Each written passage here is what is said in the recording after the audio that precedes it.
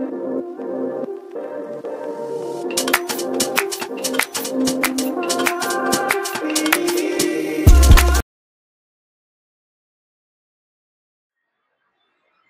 बच्चों, कैसे हैं आप लोग। तो आप लोग की पढ़ाई तो अच्छे से पूरी हो रही होगी। तो आइए हम लोग आज इस क्लास को स्टार्ट करते हैं। तो हमने पिछले क्लास में अमीबा और पैरामीशियम के बारे में पढ़ा था, जो मैंने आपको बहुत ही आसान तरीके से बताया था। मैं आशा करती हूँ कि आप लोगों ने उस क्लास को अच्छे से पढ़ा होगा और आपको समझ में भी आया होगा। ठीक है, तो आज हम लोग पढ़ने वाले हैं मानव पाचन तंत्र के बारे में। ठीक है, पहले हम लोग इस फिगर को अच्छे से समझेंगे कि इसमें कौन कौन से अंग है, तो इसके बारे में हम लोग कुछ जानकारी प्राप्त करेंगे। ठीक है, तो आइए हम लोग इस क्लास को स्टार्ट करते हैं। तो ये जो बच्चों आपको सामने दिखाई दे रहा है, ये हमारा है मानव पाचन तंत्र। ठीक है, देखिए ये जो हमारा हो गया, ये हमारा क्या है, ये हमारा जीवा है। मतलब जो हम क्या कोई भोजन ग्रहण करते हैं, जिससे हमें स्वाद का जो पता चलता है कि ये नमकीन है कि ये मीठा है, जो है ना, हमें इसी से पता चलता है, किसी जीवा से। इसे स्वाद कलिका के भी कहते हैं। ठीक है, और ये हमारा क्या है, ये हमारा डायफ्राम है, जो हमें सांस लेने में क्या मदद करती है। मतलब जो हम सांस लेते हैं, ये जो लेते हैं ना, उसे ये हमारे मदद करती है सांस लेने में। और ये हमारा हो गया पित्ताशय, जहाँ भोजन को क्या क्या पाचन करवाया जाता है। जब भोजन का पाचन करवाया जाता है, उसी को क्या कहते हैं, पित्ताशय कहते हैं।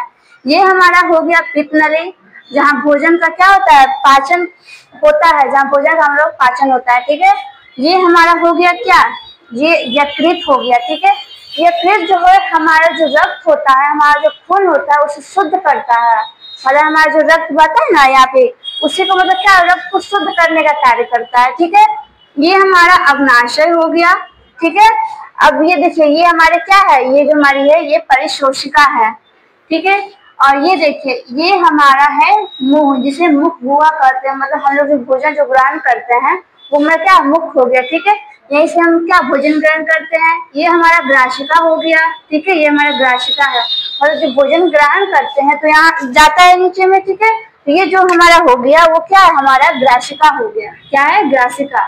देखिए यहाँ से भोजन आया। ठीक है, और ये कहाँ पर, यहाँ पर पाचन करता है। ठीक है, ये जो हमारा है, ये अमाशय है, और जो भोजन हम लोग ग्रहण करते हैं, वो अमाशय में जाके वो पचता है। ठीक है, और ये जो हमारा है, ये क्या, हमारा क्षुद्रांत है, क्षुद्रांत्र है, जिसे हम लोग छोटी आंत भी कहते हैं। ठीक है, ये हो गया छोटी आंत, और ये हो गया बड़ी आंत, बृहदांत्र। ये हमारा हो गया बड़ी आंत, बड़ी आंत। ठीक हो गया। ये दोनों जो है क्या बोलते हैं, इसमें जो भोजन का पाचन होता है, बहुत ही अच्छे तरीके से होता है। इसमें भोजन का पाचन जो मुख्य रूप से होता है। ठीक है, मैंने आपको इतना बता दिया। ये जो हमारा है गुदा द्वार, जिसे मल द्वार भी कहते हैं, जो मल होता है हमारे शरीर से जो बाहर निकलता है। ठीक है, ये क्या हो गया हमारा, ये मल द्वार हो गया। चलिए, हम लोगों ने आज इस फिगर को तो अच्छे से समझा, अब इसके बारे में कुछ जानकारी लेते हैं। आइए, मनुष्य तथा सभी उच्च श्रेणी के जंतुओं में भोजन के पाचन के लिए विशेष अंग होते हैं, जिसे आहार नाल कहते हैं। जैसे मनुष्य तथा सभी जो उच्च श्रेणी के जंतु होते हैं, उसमें भोजन के पाचन के लिए, और जहाँ भोजन पचता है, उसके लिए एक मुख्य अंग होता है। ठीक है, उस अंग को हम लोग क्या करते हैं, आहार नाल कहते हैं। उसे क्या कहते हैं, आहार नाल कहते हैं। ठीक है, आहार नाल से संबंध पाचन ग्रंथियां, पाचन क्रियाएं मिलकर पाचन तंत्र का निर्माण करती है। जैसे पाचन ग्रंथियां और पाचन क्रियाएं मिलकर किसका निर्माण करती है, तो पाचन तंत्र का निर्माण करती है।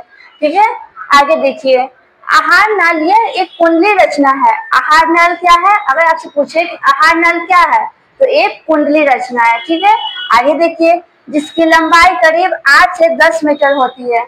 अगर आपसे एग्जाम में पूछे कि आहार नाल की लंबाई कितनी होती है, तो आप लोग क्या बताइएगा, आप लोग बोलिएगा आहार नाल की लंबाई 8 से 10 मीटर होती है। ठीक है, इतना मैंने आपको बताया। आगे देखिए, यह मुख गुहा से शुरू होकर मल द्वार तक फैली होती है। ये देखिए, ये जो हमारा मुख गुहा होता है, यहाँ पर, ये यहाँ से कहाँ तक, मल द्वार तक, यहाँ तक गुदा द्वार है ना, जिसे मल द्वार कहते हैं, यहाँ से वहां तक वो फैली होती है। ठीक है, आइए हम लोग आगे देखते हैं। मुख गुहा आहार नाल का पहला भाग होता है। मतलब ये जो मुख गुहा होता है ना, ये आहार नाल का पहला भाग होता है। देखिए, यह ऊपरी तथा निचले जबड़ों से घिरा होता है। जो आहार नाल का ऊपरी और निचले जबड़ा होता है ना, उन दोनों से जो घिरा होता है। ठीक है, मुख गुहा। आगे देखिए, मुख गुहा में जीभ तथा दांत होते हैं। मुख गुहा में देखिए जीभ होते हैं और दांत भी होते हैं। ठीक है, आगे हम लोग करते हैं। हमारे मुख गुहा में 3 जोड़ी लाल ग्रंथियां पाई जाती है। हमारे जो मुख गुहा होते हैं ना, उसमें कितने जोड़ी? 3 जोड़ी लाल ग्रंथियां पाई जाती है। आपसे एग्जाम में ये पूछेगा हमारे मुख गुहा में कितनी जोड़ी लाल ग्रंथियां पाई जाती है, तो आप लोग बताइएगा कि 3 जोड़ी लाल ग्रंथियां पाई जाती हैं। आगे देखिए, लाल ग्रंथि से निकलने वाला सबसे प्रमुख एंजाइम क्या है? टाइलिन है। क्या है? टाइलिन है। आगे बढ़ते हैं। भोजन का पाचन मुख गुहा से ही प्रारंभ होती है। और हमारे जो भोजन का जो पाचन होता है, जहाँ पचता है, वो कहाँ से प्रारंभ होती है? मुख गुहा से प्रारंभ होती है। और कहाँ पे होती है समाप्त? तो मल द्वार तक। ठीक है, आगे देखिए, टाइलिन कार्बोहाइड्रेट का पाचन करता है। अगर आपसे एग्जाम में पूछेगा, सर पूछता भी एग्जाम में कि टाइलिन मुख्य रूप से किसका पाचन करता है, तो आप लोग बोलिएगा कार्बोहाइड्रेट का पाचन करता है। आगे बढ़िए, जीभ के ऊपरी सतह पर कई छोटे छोटे अंकुर होते हैं जिसे स्वाद कलिका कहते हैं।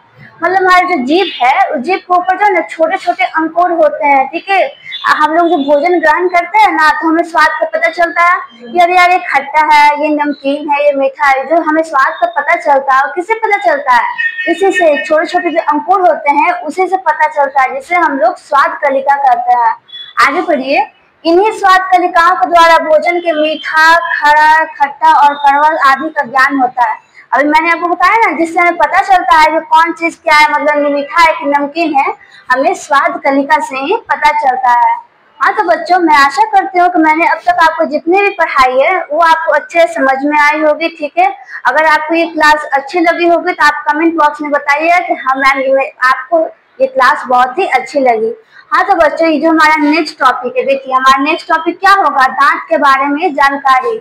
अगले क्लास में हम लोग दांत के बारे में जानकारी लेंगे। ठीक है, ठीक है, तो मैं अब चलती हूँ। मैं आशा करूंगी आप लोगों की क्लास अच्छी लगी होगी।